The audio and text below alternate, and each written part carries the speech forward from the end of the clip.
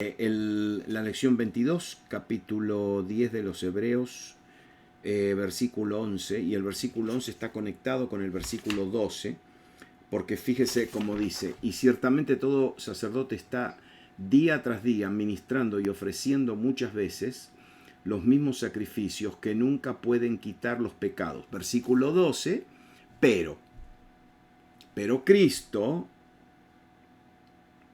habiendo ofrecido una vez para siempre un solo sacrificio por los pecados, se ha sentado a la diestra de Dios. Bueno, mire cuál es la conexión acá, porque aquí hay un contraste.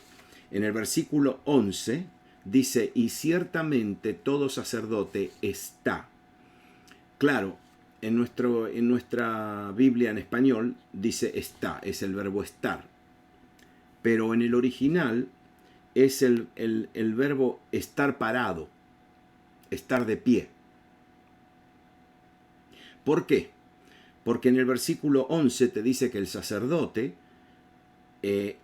está parado de pie día tras día ministrando y ofreciendo muchas veces los mismos sacrificios que nunca pueden quitar los pecados. ¿Por qué el escritor está diciendo esto? ¿Saben por qué? Porque el templo de Jerusalén, el templo de Jerusalén, no sé quién tiene el micrófono prendido. Alguien tiene el micrófono prendido. No, está bien, ya lo apagó. En ese momento, mientras el escritor a los hebreos estaba escribiendo estas palabras, todavía el templo en Jerusalén estaba funcionando. Entonces lo que el escritor está diciendo es: y ciertamente, seguramente, todo sacerdote está de pie, parado, día tras día, ministrando. ¿Sí? Ministrando significa que lo estaba haciendo ahora. Estaba ministrando. Muchas veces, que significa frecuentemente, y estaba ministrando los mismos sacrificios que nunca pueden quitar los pecados. ¿Por qué él está diciendo esto? Y porque esto es esta carta fue escrita antes del año 70. ¿Y qué pasó en el 70? Bueno, en el 70, por casi más de un año, los ejércitos de Roma estuvieron cercando a la ciudad de Jerusalén para destruirla. Y no podían penetrar los muros. No podían penetrar los muros. Se cuenta, por ejemplo, la historia de lo que sucedió en el monte de Masada. Roma hizo lo mismo, pero los que estaban allá arriba, casi cerca de mil judíos, eligieron cometer suicidio antes de entregarse a los romanos. Pero en Jerusalén, ellos estaban tratando de resistir el embate romano. Y los romanos le tiraban con todo. Le daban con todo. Pero ellos todavía tenían comida, tenían agua que entraba por las corrientes subterráneas debajo de la ciudad, y había manantiales de aguas dentro de la ciudad de Jerusalén. De hecho, había un manantial de agua justitito debajo del templo, en el área del templo. Entonces, mientras ellos tenían agua y tenían alimentos, pero el sitio de la ciudad de Jerusalén fue muy largo y fue muy cruel. Y al final, lo que los romanos hicieron, fíjense qué cosa, los romanos pusieron escaleras para escalar el muro, y mientras subían romanos, los de Jerusalén les tiraban flechas y los mataban. Pero lo que los romanos hicieron es obligaron a judíos a escalar los muros. Y un judío no mata a otro judío. Y ahí comenzó la invasión. Y cuando los romanos se subieron por la pared y rompieron y derrotaron a la resistencia, entraron por las puertas de Jerusalén y quemaron a toda la ciudad. Quiero decirle cómo lo hicieron, dicho sea de paso, para que ustedes sepan. En la ciudad de Jerusalén, todos los edificios en aquel tiempo y hasta el día de hoy están hechos con la piedra de Jerusalén.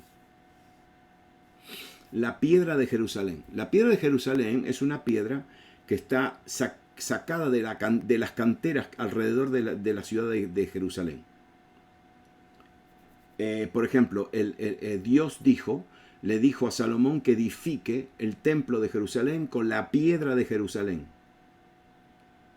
Con las piedras de Jerusalén, ¿no? Entonces, la mayoría de edificios hay edificios antiquísimos, están hechos con esta piedra. Las piedras del muro, por ejemplo, del muro de las Lamentaciones, el muro occidental, están hechas de ese tipo de piedra. Ahora, fíjese qué interesante. Cuando usted camina por la ciudad de Jerusalén y ve algunos edificios, casas, ¿no? De dos pisos, hechas con esta roca, esta piedra de Jerusalén.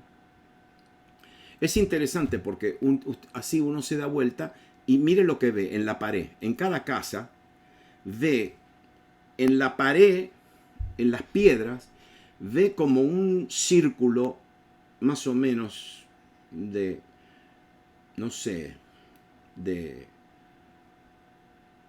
20 o 30 centímetros, de como 12 pulgadas, así.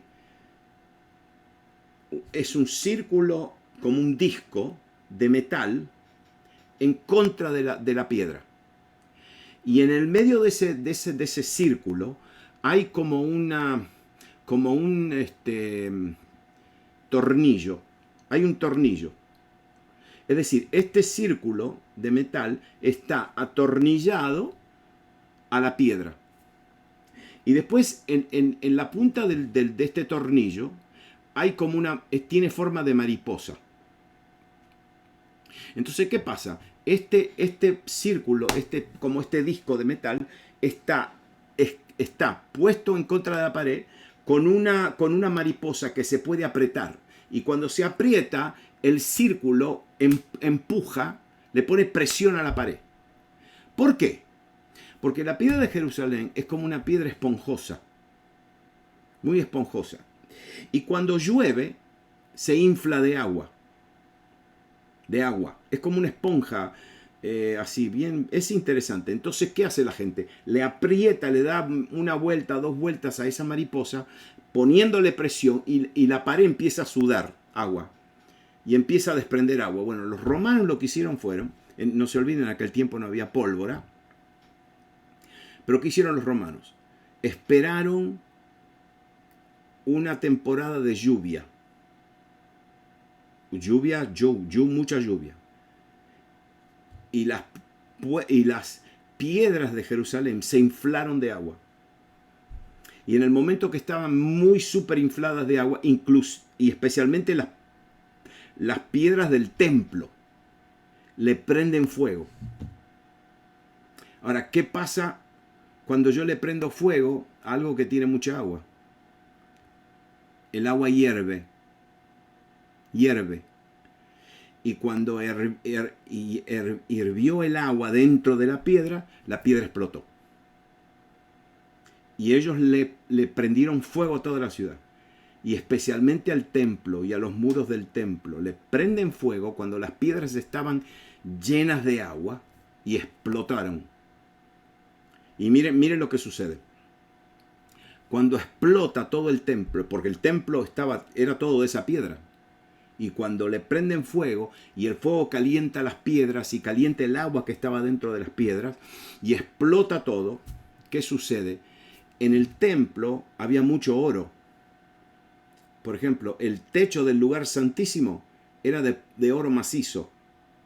Oro macizo. Había mucho oro adentro del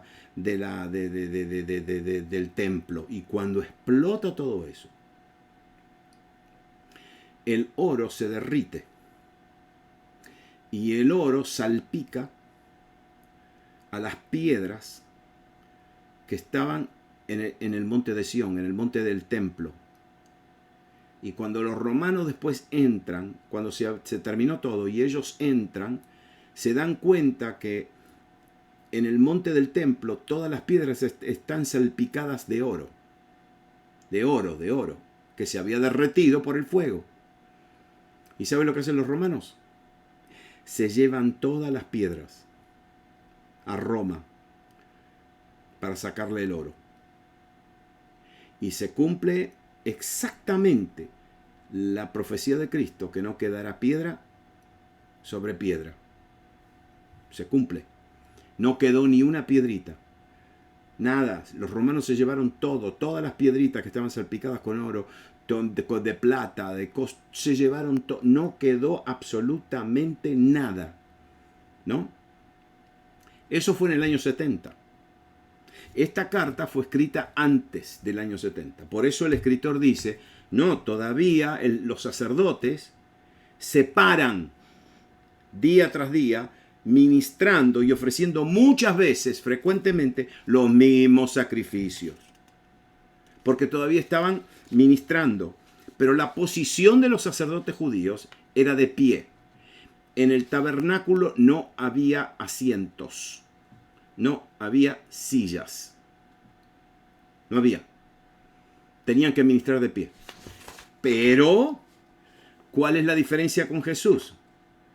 Pero él mismo, este sacerdote, habiendo ofrecido una vez para siempre un solo sacrificio por los pecados, ¿qué pasó? Se sentó. Se sentó, porque en el santuario está el trono. Ese es el trono de Dios. Y él se sentó. La NBI, yo le leí recién la Reina Valera, porque en la Reina Valera dice, pero Cristo, habiendo ofrecido, no, en el original no está la palabra Cristo. En el original dice este sacerdote, pero este, después de ofrecer por los pecados un solo sacrificio para siempre, se sentó a la derecha o a la diestra del trono de Dios. Entonces, esto es bien importante para nosotros. De saber que todos nuestros pecados han sido expiados. Han sido expiados una vez. Que cada uno de nosotros no podemos hacer absolutamente nada para expiar, para la expiación de nuestro pecado. No podemos. No podemos saltar, tirarnos de cabeza, raparnos el cabello, vestirnos de tela de... Ay, yo conozco, yo me acuerdo que conocí a una querida hermana hace muchos años atrás que trabajó conmigo y ella pertenecía a un concilio, una denominación que todavía cuando querían humillarse delante de Dios, se vestían ¿usted sabe lo que es esa tela de la bolsa de papas? ¿Ah? Sí. Ellos se hacían trajes de esa tela, que es una tela súper malísima. Te arde, pica, irrita la piel, ¿no? Y eso en la Biblia se dice silicio, vestirse de silicio. Era una tela bien áspera de silicio. Bueno, nosotros no podemos ver. Y ellos, dicho sea de paso, todavía lo hacen. Todavía van al culto. Si cometieron algún error durante la semana, van al culto y se ponen sobre la ropa interior, se ponen silicio y después se ponen un vestido o una camisa arriba, porque tienen que torturarse. Bueno, eso se terminó. Nosotros no podemos hacer absolutamente nada para expiar por nuestros pecados, porque Cristo ofreció una ofrenda una sola vez y después se sentó. Por eso la Biblia no nos dice que tenemos que pedir perdón. La Biblia te dice que tenemos que confesar nuestros pecados. Y el que confiesa, Él es fiel y justo para perdonarnos nuestros pecados. Y después la sangre de Jesucristo nos limpia de todo pecado. Nosotros somos gente perdonada. Vivimos en un constante estado de perdón. Ahora, este es el problema. Uno va a decir, ¡ay, eso qué fácil que es! No, no es fácil. Porque si yo vivo en un estado de perdón y yo no confieso mis pecados, eso es más grave. Porque ¿qué estoy mostrando yo? Estoy mostrando desagradecimiento, desprecio. Yo estoy mostrando un desprecio hacia la sangre de Cristo, hacia la expiación de Jesús. ¿Cómo puede ser que Él me expió por todos mis pecados y yo no lo admito? Y yo no lo creo, y yo no confieso. Lo que pasa es que entendiendo esto, yo puedo confesar, yo me puedo acercar confiadamente. Yo puedo confesar confiadamente, ¿no? Bueno, entonces Él se sentó a la diestra del trono de Dios. ¿Por qué? Y porque Él no tiene nada, no tiene nada que hacer ya más. Nuestros pecados están expiados, están purificados. Entonces, versículo 13 dice, y de ahí en adelante, esperando hasta que sus enemigos sean puestos por estrado de tus pies, porque con una sola ofrenda hizo perfectos para siempre a los santificados. Si estas palabritas para nosotros son palabras muy absolutas. Cuando la Biblia dice que por una sola ofrenda hizo perfectos para siempre, son palabras absolutas, es decir, nosotros no sabemos manejar cosas absolutas. No podemos, porque nosotros alguna vez decimos, vos siempre me das ese mismo, siempre me decís lo mismo. No, siempre para nosotros no es siempre. Siempre a lo mejor es algunas veces, pero siempre significa siempre. Siempre significa que no hay una vez. Es siempre, cubre todo el espacio y cubre todo el tiempo, siempre. Entonces cuando Él dice que con una sola ofrenda hizo perfectos para siempre a los santificados, nos hizo perfectos. ¿Y qué significa eso? Que nos llevó a un estado de finalización, nos llevó al final, ¿no? Y aquí se habla de que nuestra salvación es íntegra. No le podemos agregar nada.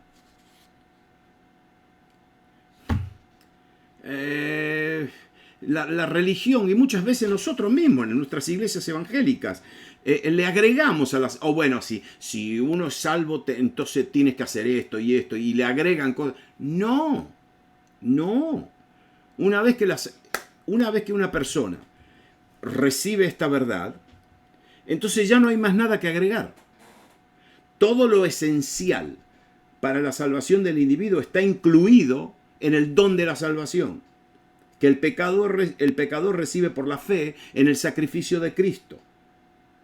Y fíjese qué linda esta palabra, porque estas palabritas para mí son hermosas. Porque con una sola ofrenda hizo perfectos para siempre a los santificados. Y mire cómo está, se lo voy a traducir como está. Con una sola ofrenda hacia adentro. Ahí está la palabrita hacia adentro. Con una sola, como la idea de que esa ofrenda me la entró hacia adentro, valga la redundancia. Es un don de salvación que Él te mete, te penetra hasta adentro, y entonces dice, con una sola ofrenda, la ofrenda de Él, que es su sangre, hacia adentro nos hizo perfectos a los santificados, que somos los separados y los apartados para Dios. Este es el evangelio que tenemos que vivir todos los días. Y el evangelio que tenemos que vivir todos los días es que nosotros tenemos vida eterna. Y somos aceptos en el amado, no por nada que hemos hecho nosotros, pero por lo que Él hizo en la cruz del Calvario. ¿Por qué? Porque lo que Él hizo, otra vez, ¿se acuerdan lo que le dije ayer? Que en la cruz Él se ofreció.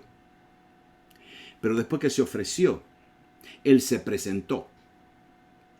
Se presentó en el lugar santísimo que está en los cielos, ¿verdad?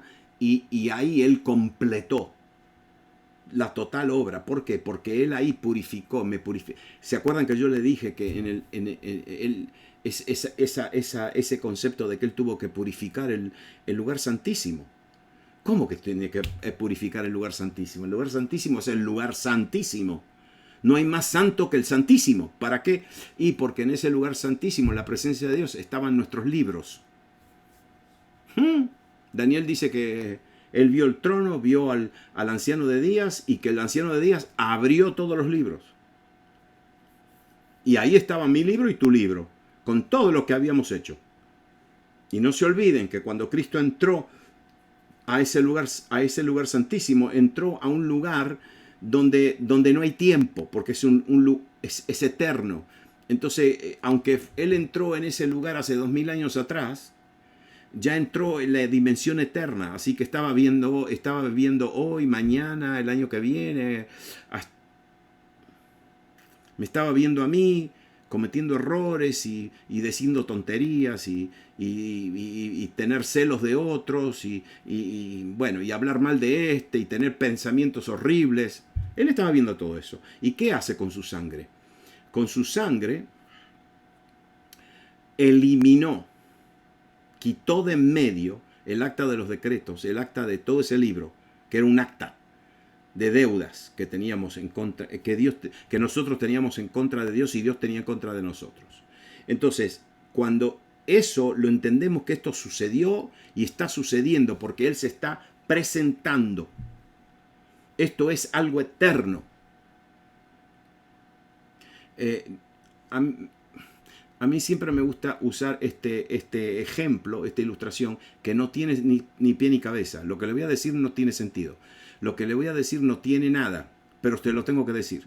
Si 45.000 trillones de cuatrillones de quintomillones de lo que sea en la eternidad, y todos nosotros estamos en la presencia de Dios con todos los ángeles gozándonos en la eternidad, y Jesús dice: me cansé de presentarme, me voy. Ya está. Le quito la cobertura de mi sangre. Aunque nosotros estemos en la eternidad ya en el cielo. No, usted no entiende. Esa sangre nos va a porque es un sacrificio eterno. No. Ese es un sacrificio eterno que nos garantiza por toda la eternidad que vamos a estar en su presencia. ¿Por qué les parece a ustedes? ¿Por qué le parece a ustedes que nosotros lo vamos a adorar eternamente? ¿Por qué? Y porque eternamente, cada segundo que pase, cada momento que pase en la eternidad, nos vamos a dar cuenta que por su sangre estamos ahí. Yo me creía que cuando llegamos al cielo me iba a relajar. Iba a decir, ya está, ya. No. Cuando lleguemos al cielo vamos a ver la fuente de sangre, vamos a ver la sangre de Cristo, lo vamos a ver a Él, le vamos a ver las marcas en sus manos, en sus pies, en su costado, en su frente. Y vamos a entender que por esas marcas nosotros estamos ahí y se la vamos a ver eternamente. Porque los únicos que no van a tener marcas en su cuerpo vamos a ser nosotros. Nosotros vamos a tener un cuerpo perfecto, Él no. Él va a tener marcas, va a tener cicatrices en su cuerpo. Eternamente. Y ahí nos vamos a dar cuenta, claro, ahora nosotros estamos agradecidos al Señor y todavía no lo hemos visto. Imagínense cuando lo veamos. Cuando lo veamos. Y vamos a ver aquel que nos salvó y que dio su vida por nosotros. Vamos a ver, cuando Juan lo vio, ¿a quién vio? Él escuchó una voz que dice: hay uno solo que es digno, el león de la tribu de Judá. Y él entonces se da vuelta para ver un león. Y no vio un león, vio un cordero, a un corderito, porque está en el diminutivo, a un corderito como inmolado.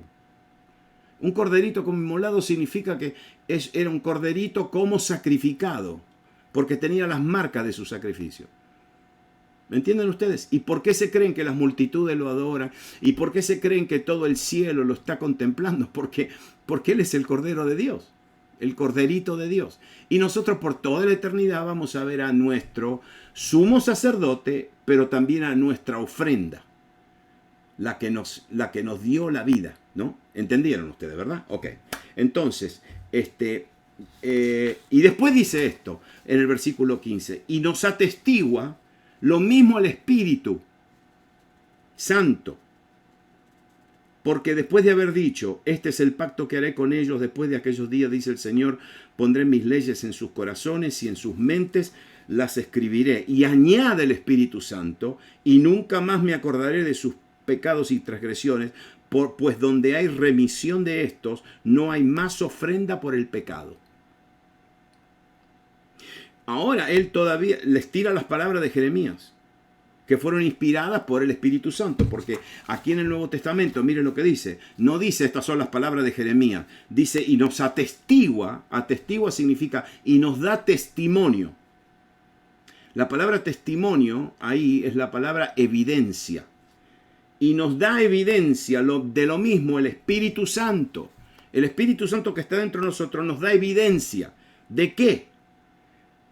De que hay un pacto.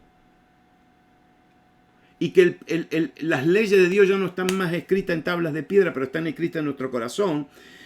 Y no solamente eso, y en las mentes. Y no solamente esto, que no se va a acordar de nuestros pecados y transgresiones. ¿Por qué? Porque cuando hay remisión por sangre, ya está. Los pecados están debajo de la sangre. Mire. El escritor cita a Jeremías. ¿Por qué? Porque dice el Espíritu Santo ahora en el nuevo pacto, después que la sangre nos limpia, el Espíritu Santo ahora va a entrar a morar en nuestro corazón. Y va a entrar a morar permanentemente. Hasta ese momento, hasta el momento de Cristo en la cruz, el Espíritu Santo venía sobre alguien con el fin de equiparlos y prepararlos para algo, para un ministerio, o para una misión, o para una asignación, y luego los dejaba. Por eso todavía nosotros leemos a David, y entonces vemos que David se levantó, y David mató a Goliat, sí, porque el Espíritu Santo vino sobre él. Pero después se salía por allá, el Espíritu Santo venía, lo usaba, le daba, y después se iba, lo dejaba. Y por eso David metía la pata cada ratito. ¿Por qué? ¿Y por qué? Entonces uno dice, pero ¿cómo puede ser? ¿Cómo puede? Moisés también, que vio la gloria del Señor. Sí, pero la gloria no se le metió. La vio de lejos.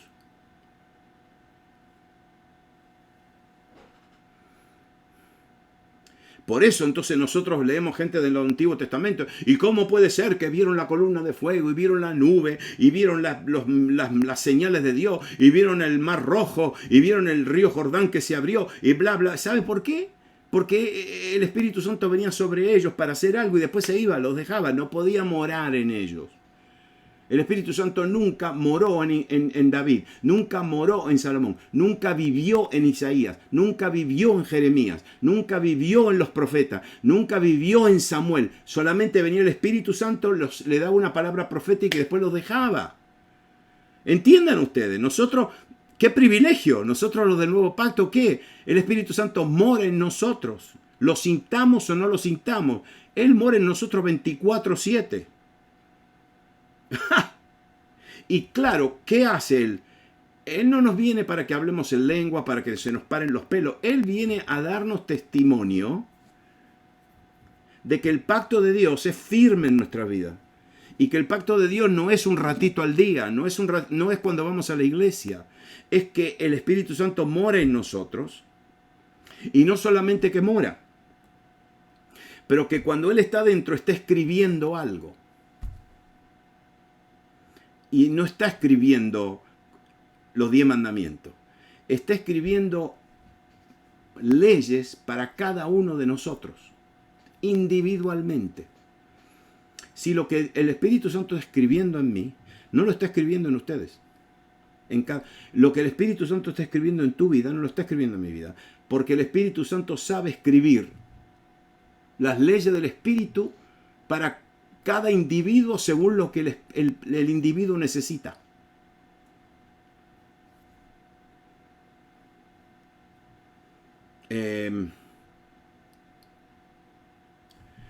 No, yo me doy cuenta, por ejemplo, con muchachos, con hombres, compañeros, no lindos de la iglesia, que vienen del mundo, vienen de una vida terrible. Ahí está Paul, que lo veo. Viene de una vida, no, antes de conocer a Cristo, era medio sinvergüenza. No era sinvergüenza del todo, pero era medio sinvergüenza. No, porque para un hombre que viene de la cultura, de nuestras culturas, ¿no? Es normal. Es normal andar por ahí, tener familia, tener por amistades, salir por acá, hacer sus fechorías, ¿no? Pero ahora viene una persona a Cristo y cambió. Fue transformado. ¿Y qué hace el Espíritu Santo? El Espíritu Santo empieza a escribir cosas en mi corazón. Yo nunca hice fechorías por ahí porque mi mamá me mataba y mi papá me fusilaba. Y Totó me daba chirlo, me pegaba acá atrás. ¡Pum! Así. No, pero nosotros nunca... Sí. Nos amaban con el amor de la diestra del compañerismo. La diestra. No, era difícil. Era difícil escaparse de los viejos de la iglesia, porque uno hacía una cosa y por ahí te venía un viejo y te decía, mirá que el Señor está viendo lo que estás haciendo, y te achicaban así, chiquitito. No, eso se llama el temor de Dios, el temor de Jehová. Entonces, el Espíritu Santo no me va a escribir algo en mi corazón de lo mismo que le está escribiendo a alguno de ustedes. El que era ladrón, yo nunca le robé nada a nadie. Entonces, a mí no me va a poner algo de no robar, porque yo nunca robé, pero al que era ladrón le va a decir, mira, cuidado con esto y cuidado con lo otro. Según lo que el Espíritu Santo, ¿no?, nos da testimonio y escribe leyes en nuestro corazón. El judío no tenía nada, el judío tenía 613 leyes de la Torá. Nosotros tenemos leyes personalizadas por el Espíritu Santo. Aleluya. Ese es el nuevo pacto. La otra característica del nuevo pacto es que Dios ya no se recuerda de los pecados y las iniquidades. ¿Por qué? Y porque en el Antiguo Testamento ellos tenían que continuamente sacrificar. Y tenían que confesar que esto, que lo bla, bla, bla, bla, bla, bla, bla, bla, bla, bla, bla, bla, bla. Pero la ofrenda del Mesías fue una vez por todas. Entonces Dios dice, ya no me acuerdo más. Eso es exactamente lo que el escritor está diciendo. Entonces dice, versículo 19, así que, entonces, por lo tanto, hermanos, teniendo libertad para entrar en el lugar santísimo por la sangre de Jesucristo, por el camino nuevo y vivo que Él nos abrió a través del velo, esto es su carne. Para un judío normal, que era carpintero, que era panadero, que era negociante, decirle a un judío de aquel tiempo que podía entrar en el lugar santísimo, no, señores, por favor, al lugar santísimo entra el sumo una vez por año. Yo soy uno de raso, soldado raso, ¿yo qué es? Y acá le dice, no, por la sangre del Cordero, por la sangre de Jesucristo, nosotros podemos entrar al lugar santísimo, y no al lugar santísimo hecho por la mano de hombres, pero el lugar santísimo que es la verdadera, lo original y lo genuino delante de la presencia de Dios. Mire qué diferencia, espere. Ahora vamos a entender esto. Cuando el carcelero, ¿se acuerdan del carcelero de Filipos? Le voy a decir algo profundo, ¿está bien? El carcelero de Filipos era filipense. Porque vivía en Filipos. Era un ¿verdad, Emilio? ¿Qué va a ser? No era porteño, era filipense. Bueno, entonces cuando el carcelero de Filipos oyó el evangelio de Pablo en la cárcel, ¿cuál fue el enfoque del mensaje? ¿Qué le dijo Pablo al carcelero? Cree en el Señor Jesucristo y serás salvo tú y tu casa. ¿Verdad? Ok, ¿por qué? Y porque el carcelero de Filipos, el filipense ¿qué sabía del lugar santísimo, del lugar santo, del Cordero, de la sangre, de la expiación, del sumo sacerdote, de la unción de aceite, de la unción de esto, de la unción? No sabía nada. Entonces, ¿cómo era el evangelio a un gentil? Creer en el Señor Jesucristo, creer en el Señor Jesucristo y será salvo. Pero cuando se le presenta el evangelio a un judío, el enfoque es en términos de la tipología que ellos traían del Antiguo Testamento. Entonces, ¿cuál es la tipología? No. Por la sangre de Jesucristo, tú puedes tener acceso a la presencia de Dios. Si ve qué diferente que son la presentación del Evangelio, cómo entrar en una relación con Dios a un gentil, era simplemente creer. Ellos tenían 20.000 dioses. Y ahora el Evangelio dice, no, es en Jesucristo que tienes que creer. Jesucristo, y dicho sea de paso, y tiene que ser Señor de tu vida. Que la palabra Señor en aquel tiempo tenía un peso total porque la palabra Señor se le usaba al César. Al César se le decía Señor. Era el que dominaba sobre todas las cosas.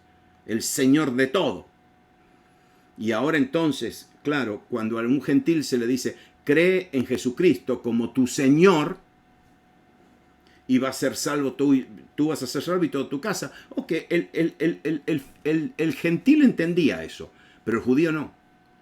El judío no entendía eso. El judío lo que entendió fue Jesucristo, muerte, sumo sacerdote, derramó su sangre y entró al lugar santísimo para purificar tus pecados y darte acceso al trono de misericordia. Así se predicaba en ese tiempo, ¿no?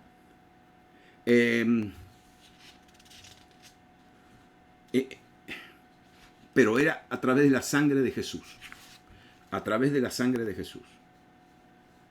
¿No? No tenía nada que ver con el lugar santísimo terrenal. Tenía que ver con el... ¿Y por qué? Porque dice, porque a ese lugar santísimo, ¿no?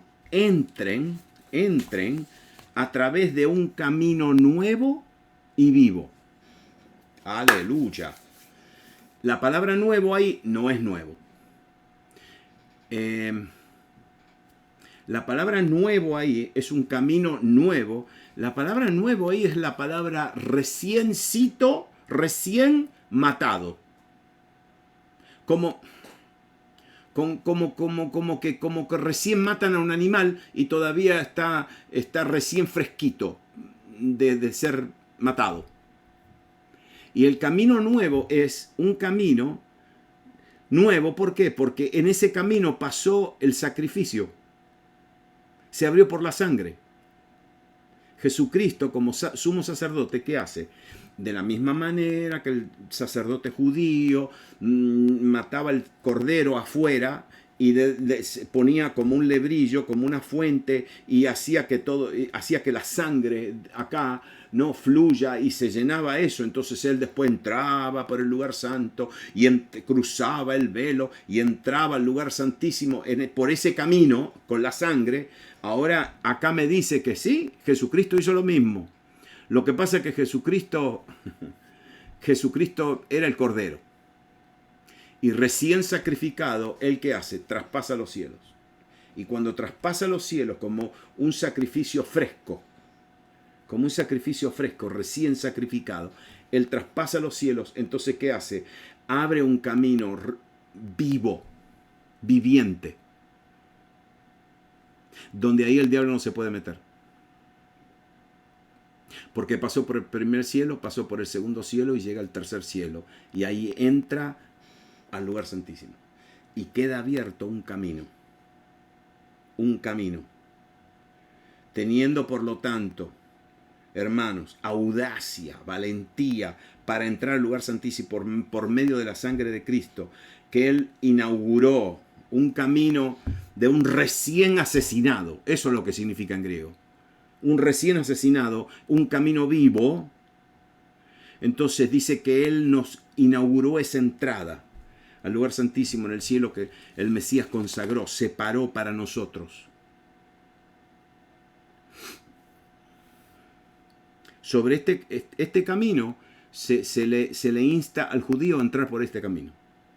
El viejo camino hacia el propiciatorio, hasta donde estaba el arca del pacto, era un camino muerto. En el camino nuevo estaba la vida. Termino. En el camino viejo había velos. Y el velo le prohibía el acceso al hombre a Dios. Solamente un hombre podía entrar ahí. Y entraba muerto de miedo. Entonces el velo del templo le prohibía el acceso a la presencia de Dios. Y ahora entiende por qué el escritor dice, nosotros tenemos acceso a la presencia de Dios por el velo. Pero el velo no es un velo, es el cuerpo partido de Cristo.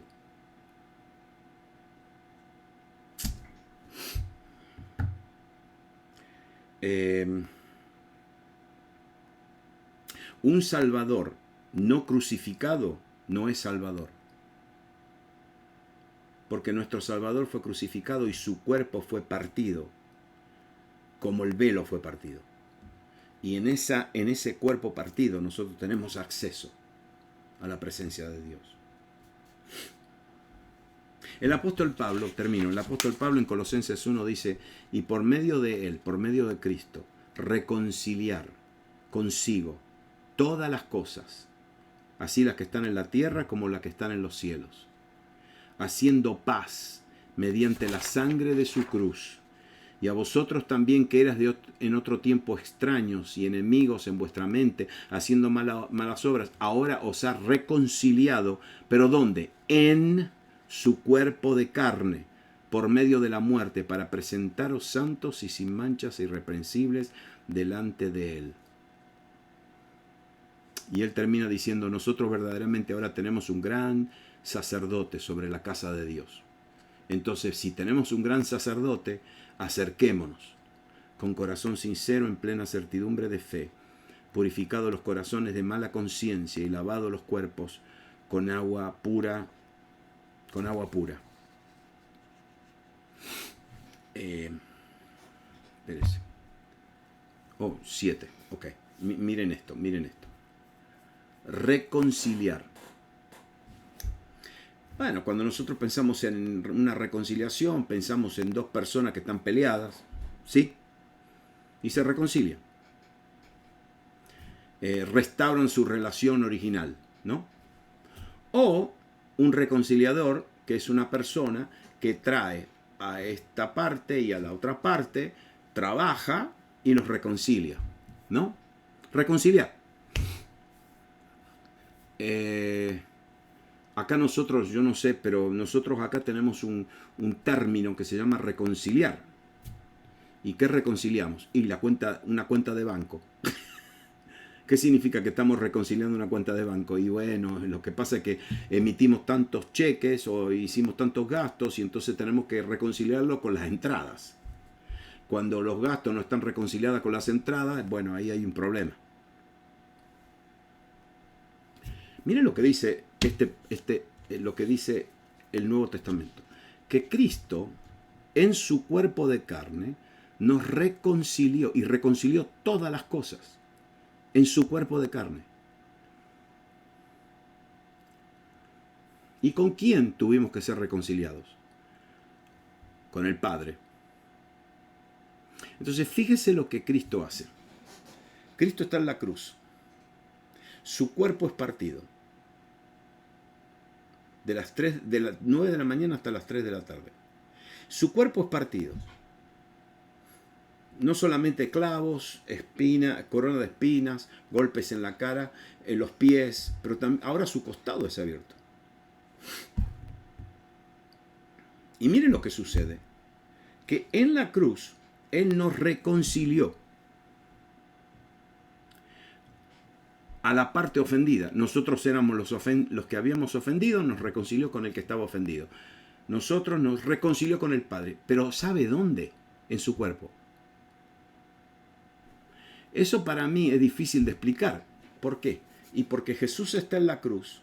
Ahora usted entiende por qué Jesús dice Hebreos, que después lo vamos a leer en el capítulo 11 y 12, que Él sufrió en la cruz, pero Él vio el gozo que estaba puesto delante de Él.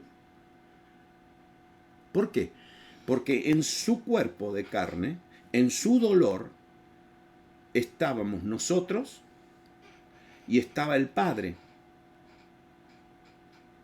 Y Él nos estaba diciendo, miren, vengan acá, yo los voy a reconciliar con el Padre. Pero el Padre dice, no, hace falta sangre para reconciliar. Y no puede ser la sangre de animalitos, tiene que ser la sangre del Hijo. Y ahí Jesús toma las dos partes y en su cuerpo, en su sangre, Él nos reconcilia con el Padre. Y cuando Él dijo consumado es, ¿qué fue consumada? La reconciliación. La reconciliación. De la misma manera que el velo se abría para que la sangre del corderito reconcilie los pecados del pueblo de Israel con Dios, pero por el año pasado, que había pasado, ahora de la misma manera la sangre del cordero entra al lugar santísimo del cielo, pero nos reconcilia una vez y para siempre. Una vez y para siempre. Él nos dice que entremos con un corazón sincero, con plena seguridad de fe. Esto lo seguimos el lunes próximo.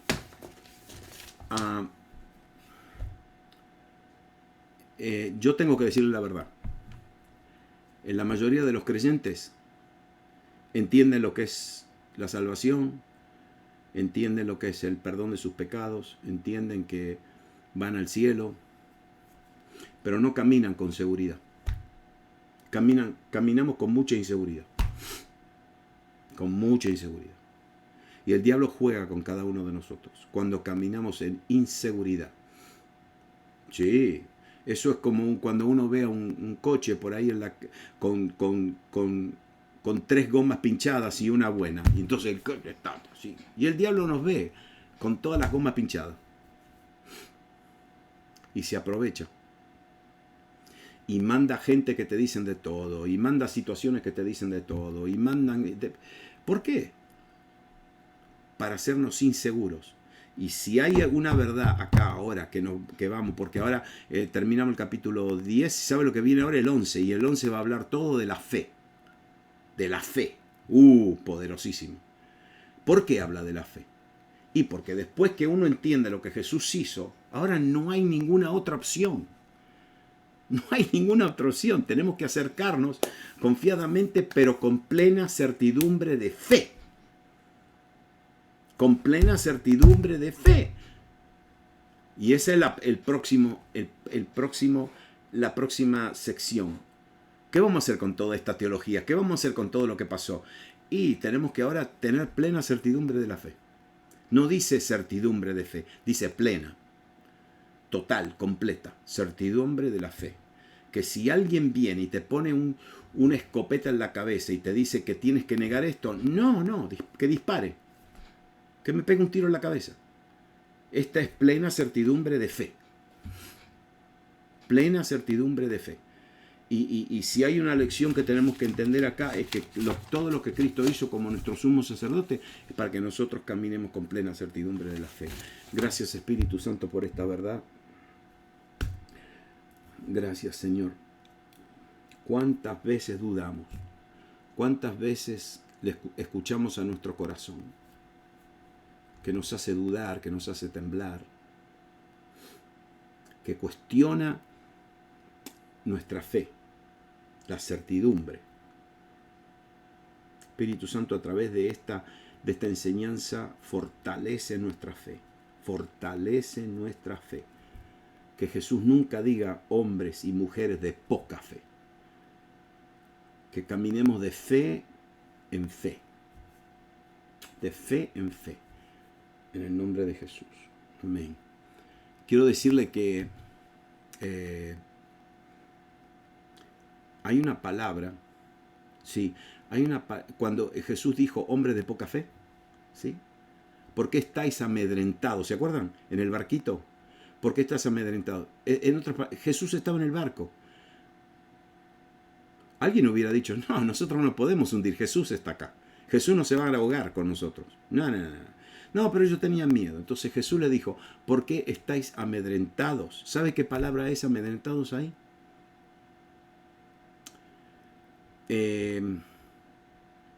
No es lleno de miedo. Es una palabra, ¿se la digo? Cobarde. Cobarde. Es una palabra fuerte, ¿viste? ¿Por qué? Sí.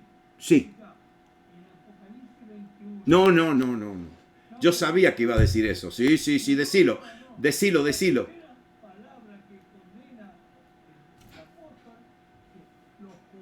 Oh, me leyó la mente. Me leyó la mente. Si me leyó la mente. Exactamente. ¿Saben lo que escucharon lo que dijo Totó? Eso que Jesús dijo, ¿por qué están tan amedrentados como hombres de poca fe? ¿Cómo no tenéis fe? Es la palabra cobarde. Y los cobardes no entran. Vamos a tener que creerle al Señor en todo.